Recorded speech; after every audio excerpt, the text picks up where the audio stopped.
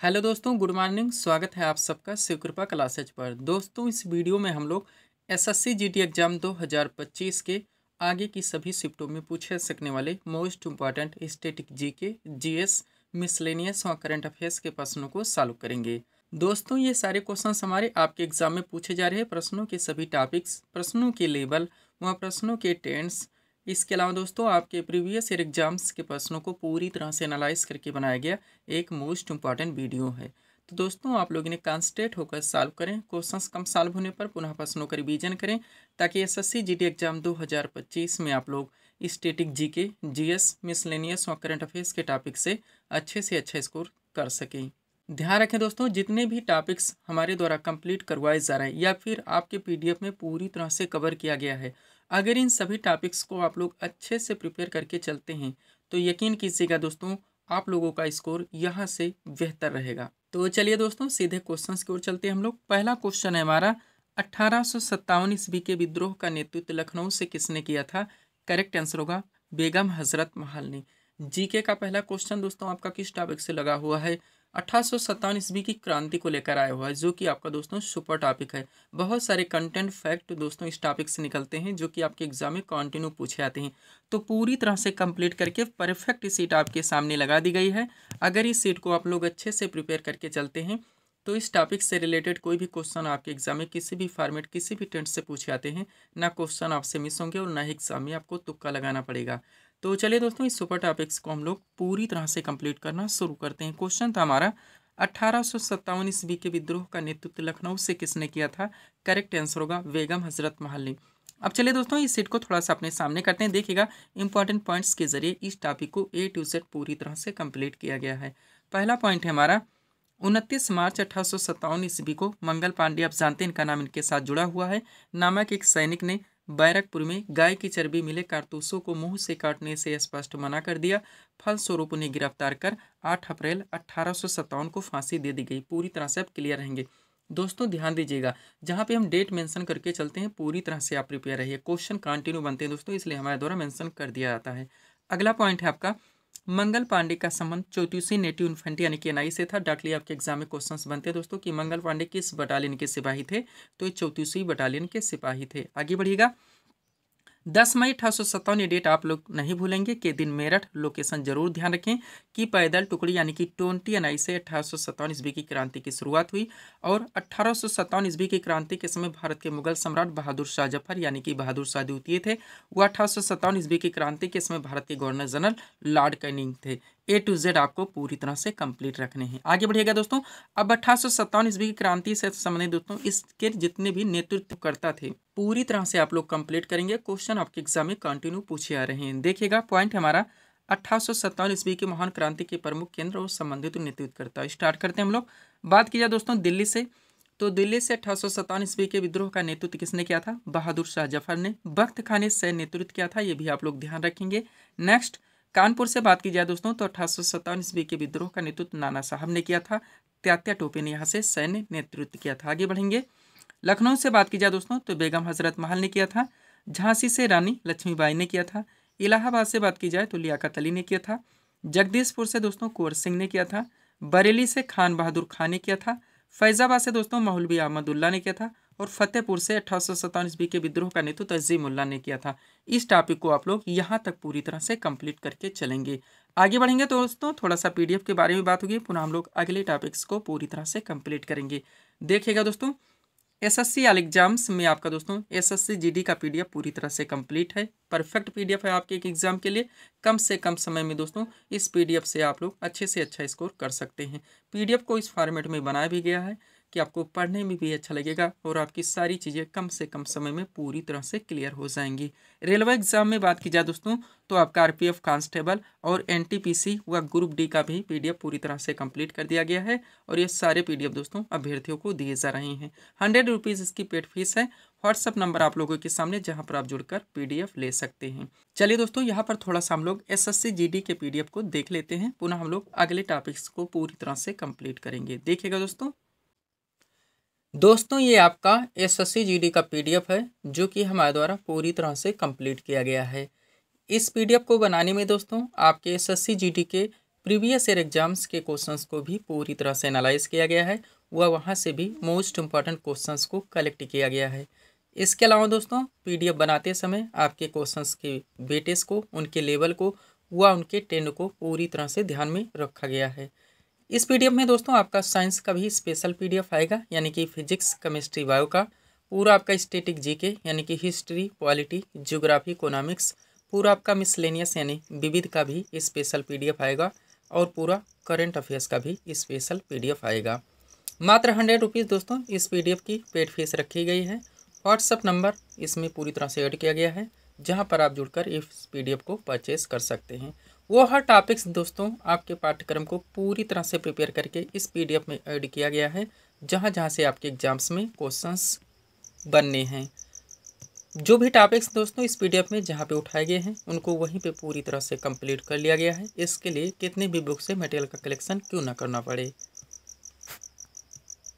ध्यान रखें दोस्तों, जितने भी स्टूडेंट यानी कि अभ्यर्थी पीडीएफ को परचेस कर चुके हैं या परचेस कर रहे हैं दोस्तों, आप पीडीएफ को अच्छे से रिवाइज कीजिए। ये पीडीएफ हमारा आपके एग्जाम में कम से कम समय में अच्छे से अच्छा स्कोर दिलाने में पूरी तरह से सक्षम है। पीडीएफ को दोस्तों इस फॉर्मेट में रेडी भी किया गया है कि आपको पढ़ने में भी अच्छा लगेगा और सारे क्वेश्चंस आपके कम से कम समय में पूरी तरह से क्लियर हो जाएंगे। तो चलिए दोस्तों अब सीधे हम लोग अगले क्वेश्चंस की ओर चलते हैं। अगला क्वेश्चन दोस्तों आपके सामने है, देखेंगे किस टॉपिक से रखा गया। क्वेश्चन है हमारा, संयुक्त राष्ट्र संघ यानी कि यूएनओ की स्थापना कब हुई थी? करेक्ट आंसर होगा 24 अक्टूबर 1945 ईस्वी में। जीके का अगला क्वेश्चन दोस्तों हमारा किस टॉपिक से लग गया है? यूएनओ यानी कि संयुक्त राष्ट्र संघ को लेकर आया हुआ है। तो आप लोग जानते हैं दोस्तों, संयुक्त राष्ट्र संघ की स्थापना, इनके विभिन्न सहयोगी संगठन, उनकी स्थापना, उनके मुख्यालय, यानी कि बहुत सारे क्वेश्चंस, बहुत सारे फैक्ट इस टॉपिक से निकलते हैं जो कि आपके एग्जाम में कंटिन्यू पूछे जाते हैं। तो दोस्तों सब कुछ पूरी तरह से कंप्लीट करके सीट आपके सामने लगा दी गई है। अगर इस सीट को आप लोग अच्छे से प्रिपेयर करके चलते हैं तो आप अपने एग्जाम्स के लिए बहुत सारे क्वेश्चंस, फैक्ट व कंटेंट से पूरी तरह से प्रिपेयर रहेंगे। तो चलिए दोस्तों इस सुपर टॉपिक्स को हम लोग पूरी तरह से कंप्लीट करना शुरू करते हैं। क्वेश्चन था हमारा, संयुक्त राष्ट्र संघ यानी कि यूएनओ की स्थापना कब हुई थी? करेक्ट आंसर होगा 24 अक्टूबर 1945 ईस्वी में। अब चलिए दोस्तों इस सीट को थोड़ा सा अपने सामने करते हैं। देखिएगा इंपॉर्टेंट नोट के जरिए इस टॉपिक को पूरी तरह से कंप्लीट किया गया है। पहला पॉइंट है हमारा, संयुक्त राष्ट्र संघ यानी कि यूएनओ की स्थापना 24 अक्टूबर 1945 को हुई थी, जो कि हमारा आंसर है। इसका मुख्यालय न्यूयॉर्क संयुक्त राज्य अमेरिका में स्थित है। आगे बढ़ेंगे। संयुक्त राष्ट्र संघ की कार्यकारी भाषाएं तो अंग्रेजी एवं फ्रेंच हैं तथा चीनी हो गया, रूसी यानी कि रशियन, अरबी व स्पेनिश इसकी अन्य मान्यता प्राप्त भाषाएं। पूरी तरह से आप प्रिपेयर रहेंगे। दोस्तों हम आपको बताना चाहेंगे वो हर टॉपिक्स दोस्तों आपके पूरे पाठ्यक्रम को प्रिपेयर करके आपके पीडीएफ में ऐड कर दिया गया है, जहां जहां से आपके एग्जाम्स में क्वेश्चंस बनने हैं। जो भी टॉपिक्स दोस्तों हमारे द्वारा उठाए जाते हैं उनको वहीं पे हॉट एंड से टू जेड पूरी तरह से कंप्लीट कर दिया जाता है। इसके लिए मुझे कितने भी बुक से मटेरियल का कलेक्शन क्यों ना करना पड़े। यही कारण दोस्तों अपने वीडियोस में ऑप्शन नहीं लगाते, क्योंकि ऑप्शन से सारी चीज़ें आपकी एक साथ कभी कंप्लीट नहीं हो सकती, केवल कन्फ्यूजन क्रिएट होता है, वह टाइम टेकिंग हो जाता है। आगे बढ़ेंगे। पॉइंट है आपका, संयुक्त राष्ट्र संघ के 6 प्रमुख अंग हैं, महासभा, सुरक्षा परिषद, आर्थिक एवं सामाजिक परिषद, प्रन्यास परिषद, अंतर्राष्ट्रीय न्यायालय तथा सचिवालय। इनमें अंतर्राष्ट्रीय न्यायालय को छोड़कर अन्य सभी का मुख्यालय न्यूयॉर्क संयुक्त राज्य अमेरिका में है। अंतर्राष्ट्रीय न्यायालय का मुख्यालय द हेग नीदरलैंड में स्थित है। पूरी तरह से आप प्रिपेयर रहेंगे। नेक्स्ट, अंतर्राष्ट्रीय शांति एवं सुरक्षा बनाए रखने की जिम्मेदारी सुरक्षा परिषद की। इसमें 15 सदस्य होते हैं, जिसमें 5 अस्थायी तथा 10 अस्थायी सदस्य हैं। आगे बढ़ेंगे। पॉइंट है आपका, 5 अस्थायी सदस्य देशों के नाम देखेंगे आप लोग तो संयुक्त राज्य अमेरिका, रूस, फ्रांस, चीन तथा ब्रिटेन। इन्हें किसी भी मसले पर वीटो का अधिकार प्राप्त है और वर्तमान में संयुक्त राष्ट्र संघ के सदस्यों की संख्या 193 है। इसका नवीनतम सदस्य दक्षिणी सूडान है। हर फैक्ट, हर कंटेंट को आप लोगों को दोस्तों पूरी तरह से कंप्लीट रखने, एक एक क्वेश्चन की कीमत आप लोग जानते हैं। आगे बढ़ेंगे। अब संयुक्त राष्ट्र संघ के दोस्तों जितने भी सहयोगी संगठन हैं उनकी स्थापना कब हुई थी, उनके मुख्यालय कहाँ पर स्थित है, पूरी तरह से कंप्लीट करके दोस्तों सीट आपके सामने लगाई गई है। अच्छे से प्रिपेयर रखते हैं, किसी भी टेंट से क्वेश्चन आते हैं दोस्तों आपके क्वेश्चन मिस नहीं हो सकते। चलिए देखिएगा। पॉइंट हमारा, संयुक्त राष्ट्र संघ के विशिष्ट सहयोगी संगठन, सबसे पहले उनके नाम दिए गए हैं, फिर इनकी स्थापना कब हुई थी और मुख्यालय भी मेंशन कर दिया गया है। बात की जाए दोस्तों अंतर्राष्ट्रीय श्रम संगठन यानी कि आईएलओ की, तो इसकी स्थापना 1919 में हुई थी। इसका मुख्यालय जेनेवा स्विट्जरलैंड में स्थित है। नेक्स्ट, संयुक्त राष्ट्र खाद्य एवं कृषि संगठन यानी एफएओ की बात की जाए, इसकी स्थापना 1945 में हुई थी। मुख्यालय रोम इटली में है। अंतर्राष्ट्रीय मुद्रा कोष यानी IMF की बात हो रही दोस्तों, इसकी स्थापना 1945 में हुई थी, मुख्यालय वाशिंगटन DC में है। नेक्स्ट, अंतर्राष्ट्रीय पुनर्निर्माण एवं विकास बैंक की बात की जाए, इसकी स्थापना 1945 में ही हुई थी, इसका भी मुख्यालय वाशिंगटन DC में स्थित है। यूनेस्को आपका सुपर रहेगा, इसका फुल फॉर्म भी ध्यान रखिए, हालांकि करंट के PDF में सब कुछ पूरी तरह से प्रिपेयर है। UNESCO यानी कि United Nations Educational Scientific and Cultural Organization, संयुक्त राष्ट्र शैक्षिक वैज्ञानिक एवं सांस्कृतिक संगठन, जिसकी स्थापना भी 1945 में हुई थी, इसका मुख्यालय फ्रांस की राजधानी पेरिस में है। विश्व स्वास्थ्य संगठन यानी WHO की बात हो रही है, स्थापना 1948 में हुई थी, मुख्यालय इसका जेनेवा स्विट्जरलैंड में स्थित है, ध्यान रखेंगे आप लोग। आगे बढ़िएगा दोस्तों, अगला आपका क्या है, अंतर्राष्ट्रीय दूरसंचार संघ, जिसकी स्थापना 1961 में हुई थी, मुख्यालय जेनेवा स्विट्जरलैंड में ही है। यूनिसेफ की बात की जाए दोस्तों, इसकी स्थापना 1946 में हुई थी, मुख्यालय न्यूयॉर्क USA में है। यूनिसेफ का फुल फॉर्म आप लोग कमेंट करके जरूर बताएंगे। अंतर्राष्ट्रीय परमाणु ऊर्जा अभिकरण की बात की जाए, इसकी स्थापना 1957 में हुई थी, मुख्यालय वियना ऑस्ट्रिया में है। अंतर्राष्ट्रीय नागरिक उड्डयन संस्थान की बात की जाए, मुख्यालय दोस्तों इसकी स्थापना 1944 में हुई थी, मुख्यालय इसका मॉन्ट्रियल कनाडा में है। लास्ट है आपका विश्व मौसम विज्ञान संगठन यानी INMO की बात की जाए, स्थापना 1951 में हुई, मुख्यालय जेनेवा स्विट्जरलैंड में है। यहाँ तक इस टॉपिक को आप लोग पूरी तरह से कंप्लीट करके चलेंगे। अब यहीं पे दोस्तों एक छोटा सा टॉपिक आपका और ऐड हो जाता है, हम चाहते हैं दोस्तों इसको यहीं पे आप लोग पूरी तरह से कंप्लीट करेंगे। देखिएगा दोस्तों, पॉइंट है हमारा प्रमुख अंतर्राष्ट्रीय संगठन, यानी कि जितने भी दोस्तों अंतर्राष्ट्रीय संगठन है उनकी स्थापना कब हुई थी और उनके मुख्यालय कहाँ पर स्थित है। आपका सुपर टॉपिक यही भी है दोस्तों, आपके एग्जाम में कंटिन्यू यहाँ से भी क्वेश्चंस बनते हैं। तो देखिएगा, सबसे पहले दोस्तों अंतर्राष्ट्रीय विभिन्न संगठनों के नाम दिए गए हैं, उनकी स्थापना दिए गए हैं कि कब हुई थी, और मुख्यालय भी इसका भी मेंशन कर दिया गया है। बात की जाए राष्ट्रमंडल की, तो इसकी स्थापना 1949 में हुई थी, मुख्यालय लंदन UK में है। रेड क्रॉस की बात की जाए, इसकी स्थापना 1863 में हुई थी, मुख्यालय जेनेवा स्विट्जरलैंड में है। इंटरपोल की बात की जाए, इसकी स्थापना 1923 में हुई थी, मुख्यालय लियांस फ्रांस में है। उत्तरी अटलांटिक संधि संगठन यानी कि NATO की बात की जाए, इसकी स्थापना 1949 में हुई थी, मुख्यालय ब्रुसेल्स बेल्जियम में है। सुपर क्वेश्चन है आपका। यूरोपीय संघ की बात की जाए यानी EU की स्थापना 1965 में हुई थी, मुख्यालय ब्रुसेल्स बेल्जियम में है। दक्षिण एशियाई क्षेत्रीय सहयोग संगठन यानी कि SAARC की बात हो रही है, ध्यान रखेंगे आप लोग, 1985 में इसकी स्थापना हुई थी, मुख्यालय इसका काठमांडू नेपाल में है, ध्यान रखेंगे। आगे बढ़िएगा, अगला क्या है दोस्तों आपका पेट्रोलियम निर्यातक देशों का संगठन है, यानी कि OPEC की बात हो रही है, मुख्यालय दोस्तों स्थापना कब हुई थी 1960 में, इसका मुख्यालय कहाँ है वियना ऑस्ट्रिया में। लास्ट है आपका एशियाई विकास बैंक यानी कि ADB की बात हो रही, स्थापना 1967 में हुई थी, मुख्यालय फनीला फिलीपींस में। यहाँ तक इसको भी आप लोग पूरी तरह से कंप्लीट करके चलेंगे। PDF के लिए दोस्तों ये हमारा WhatsApp नंबर लगा हुआ है। बढ़ेंगे दोस्तों हम लोग अगले टॉपिक्स की ओर। अगला क्वेश्चन दोस्तों आपके सामने है, देखेंगे किस टॉपिक से रखा गया। क्वेश्चन है हमारा, पुलित्जर पुरस्कार किस क्षेत्र में प्रदान किया जाता है। करेक्ट आंसर होगा पत्रकारिता के क्षेत्र में। GK का अगला क्वेश्चन दोस्तों आपका किस टॉपिक से लग गया है। दोस्तों महत्वपूर्ण जितने भी राष्ट्रीय एवं अंतर्राष्ट्रीय लेवल के पुरस्कार एवं सम्मान है संबंधित क्षेत्र आपका सुपर टॉपिक है दोस्तों। कंटिन्यू आपके हर शिफ्ट में यहाँ से भी क्वेश्चंस बनते हैं, तो परफेक्ट सीट आपके सामने लगाई गई है, अच्छे से आप लोगों को प्रिपेयर करके चलने हैं। चलिए शुरू करते हैं हम लोग। क्वेश्चन था हमारा, पुलित्जर पुरस्कार किस क्षेत्र में प्रदान किया जाता है। करेक्ट आंसर होगा पत्रकारिता के क्षेत्र में। क्वेश्चन का टॉपिक हमारा विभिन्न राष्ट्रीय एवं अंतर्राष्ट्रीय पुरस्कार सम्मान एवं संबंधित क्षेत्र। चलिए सीट को थोड़ा सा अपने सामने करते हैं। देखिएगा दोस्तों, एक तरफ विभिन्न पुरस्कार एवं सम्मान के नाम दिए गए, दूसरी तरफ संबंधित क्षेत्र के नाम दिए गए। स्टार्ट करेंगे दोस्तों हम लोग, जितने अंतर्राष्ट्रीय लेवल के पुरस्कार एवं सम्मान है वह संबंधित क्षेत्र हैं। देखिएगा सबसे पहले इसमें दोस्तों नोबेल पुरस्कार मोस्ट इंपॉर्टेंट, ध्यान रखेंगे ये टोटल 6 क्षेत्रों में दिया आता है। सबसे पहले इसको, अब उन 6 क्षेत्रों के नाम आप जरूर ध्यान रखें।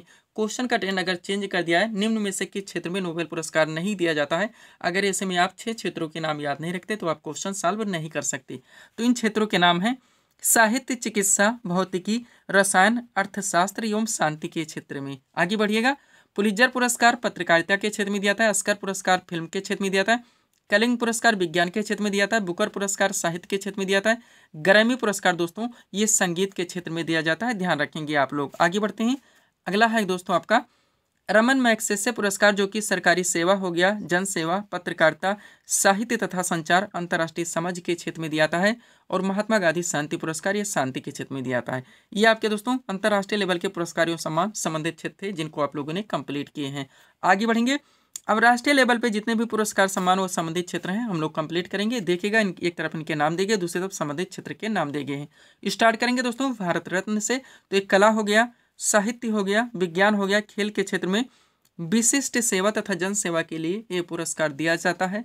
दादा साहब फाल्के पुरस्कार फिल्म के क्षेत्र में दिया था, ज्ञानपीठ पुरस्कार साहित्य के क्षेत्र में दिया था, सरस्वती सम्मान साहित्य के क्षेत्र में दिया जाता है, व्यास सम्मान भी साहित्य के क्षेत्र में दिया जाता है।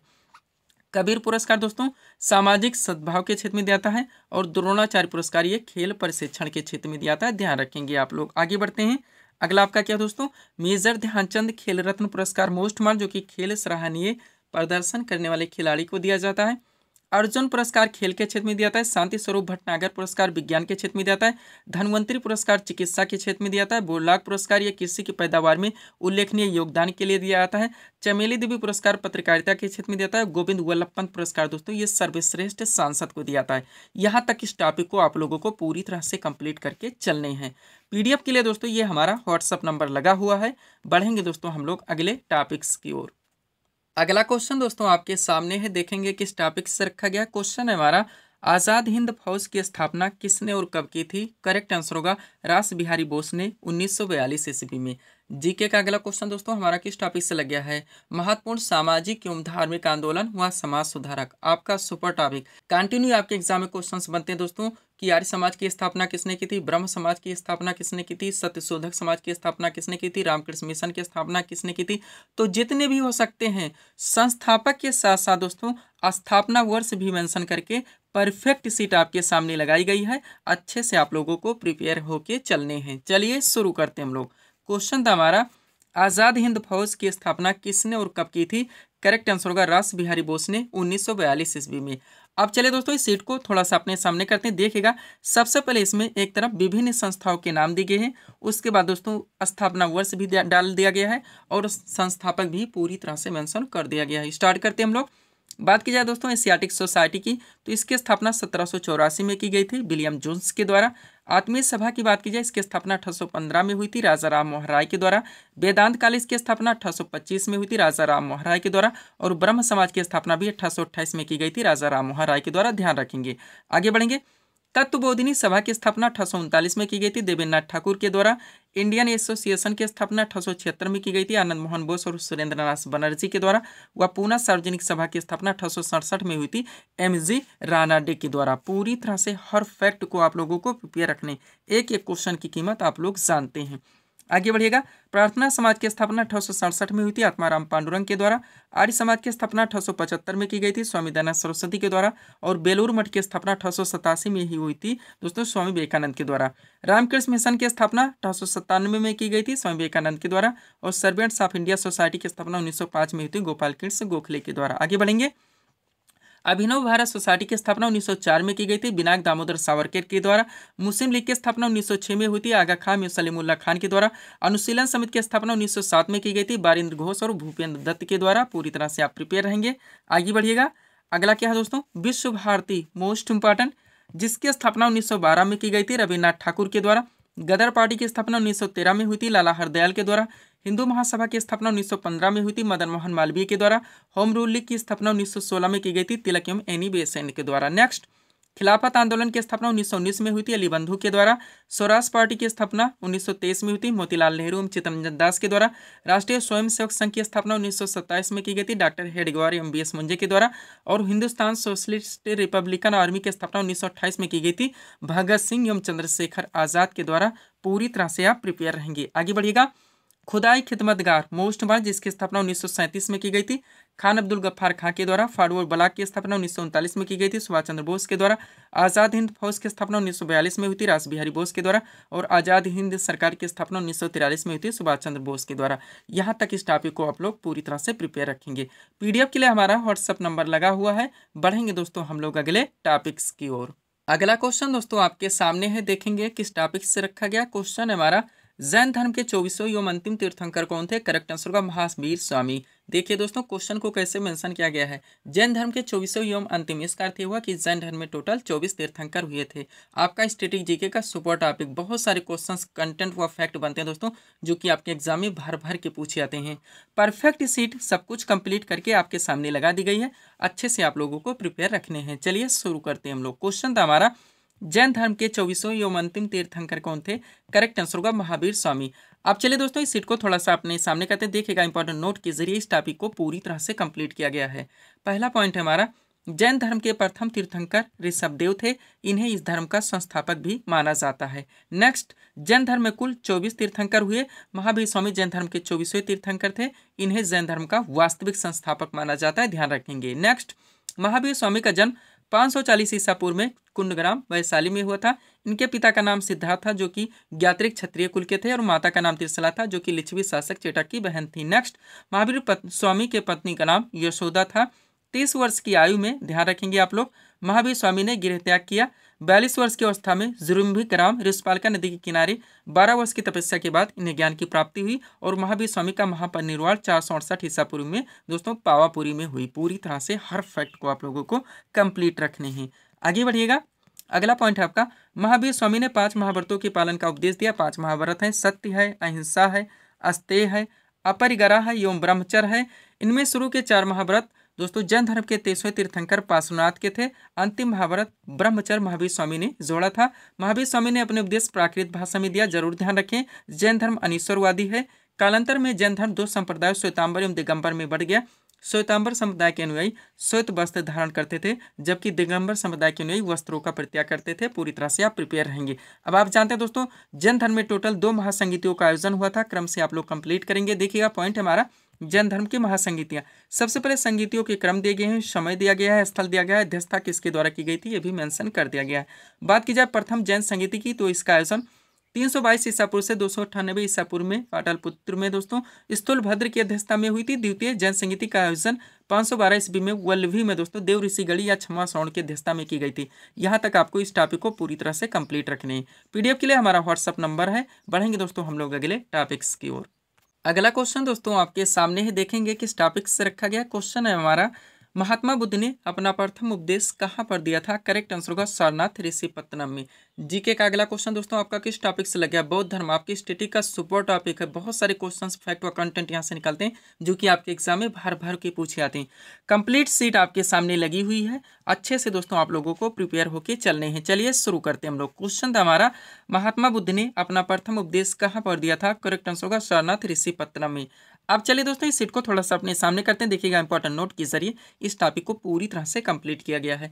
पहला पॉइंट है आपका, गौतम बुद्ध का जन्म कपिलवस्तु के निकट लुम्बिनी में 563 ईसा पूर्व में हुआ था। नेक्स्ट, इनके पिता का नाम शुद्धोधन था, जो कि साकीगढ़ के प्रधान थे, और माता का नाम महाबाया था, जो कि कोलीगढ़ की राजकुमारी थी।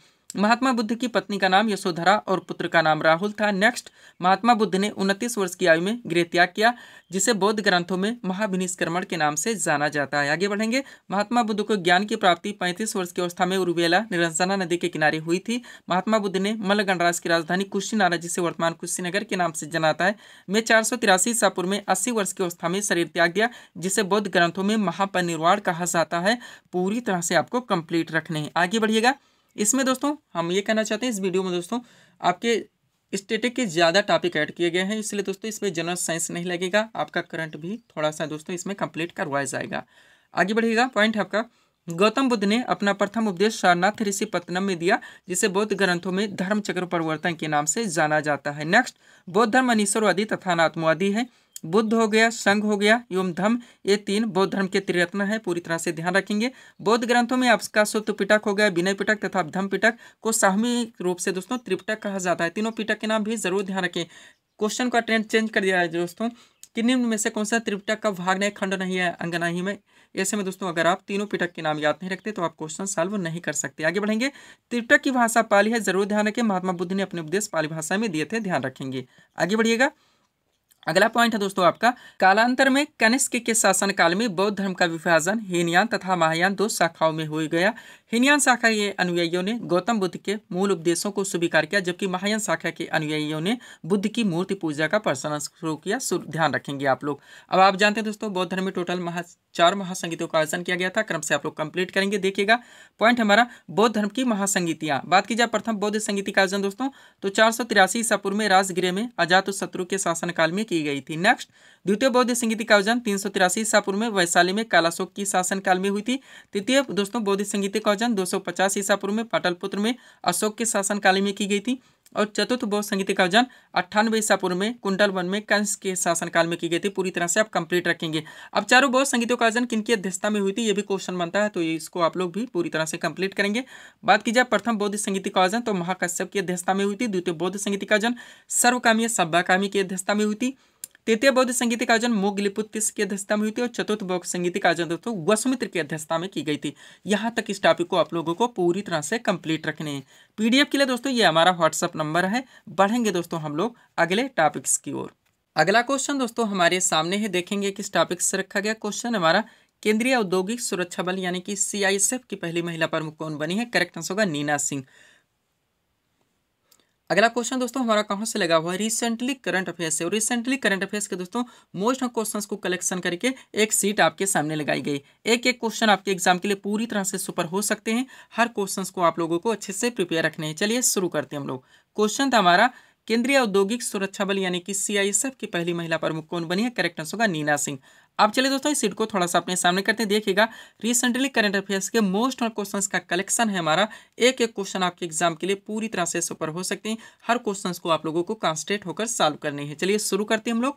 पहला क्वेश्चन हमारा ऑस्ट्रेलियाई ओपन 2024 में पुरुष एकल का खिताब किसने जीता है। तो जनिक सिनर ने जीता है, जो कि इटली से आते हैं। नेक्स्ट ऑस्ट्रेलियन ओपन 2024 में महिला एकल का खिताब किसने जीता। तो अरीना सबालेंका ने, ध्यान रखेंगे। नेक्स्ट 69वें फिल्म फेयर पुरस्कार 2024 में सर्वश्रेष्ठ अभिनेता का पुरस्कार किसने जीता है। तो रणबीर कपूर ने जीता है। मूवी का नाम है एनिमल।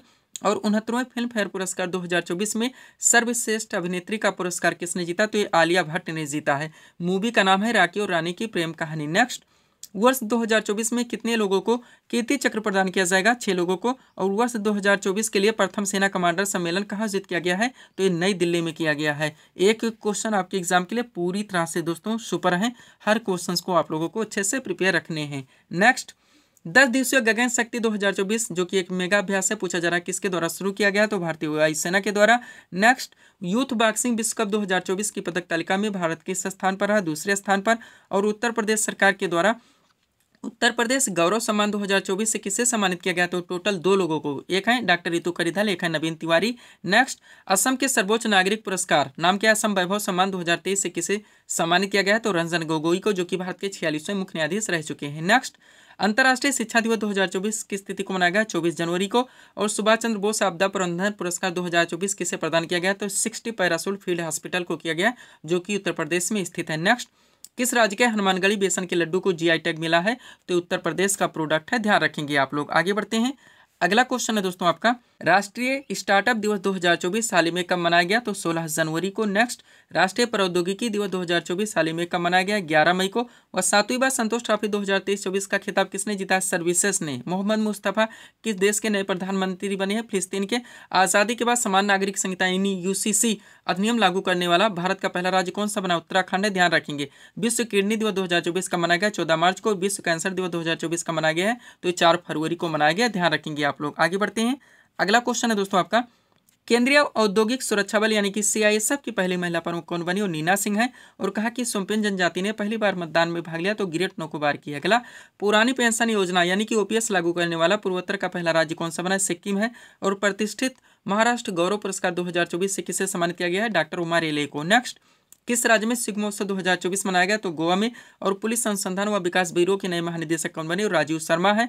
भारत के पैरालंपिक समिति के नए अध्यक्ष दोस्तों कौन बने हैं। तो देवेंद्र झाझरिया है। पूरी तरह से आप ध्यान रखेंगे। आगे बढ़िएगा दोस्तों। अगला क्वेश्चन है हमारा मार्च 2024 में अंतर्राष्ट्रीय गीता महोत्सव 2024 कहाँ आयोजित किया गया। तो कोलंबो श्रीलंका में। और लास्ट क्वेश्चन हमारा भारत में 14वां राष्ट्रीय मतदाता दिवस 2024 का मनाया गया। तो 25 जनवरी को। पूरी तरह से आप प्रिपेयर रहेंगे। तो दोस्तों यहीं पर इस वीडियो को हम विराम देना चाहेंगे। हालांकि दोस्तों साइंस या करंट या GK के और भी दोस्तों यहाँ पे टॉपिक्स या क्वेश्चन ऐड करते हैं, तो आपका वीडियो लंबा खिंच जाएगा। तो मिलते हैं दोस्तों हम आपको अपने अगले वीडियोज में। Thanks for watching.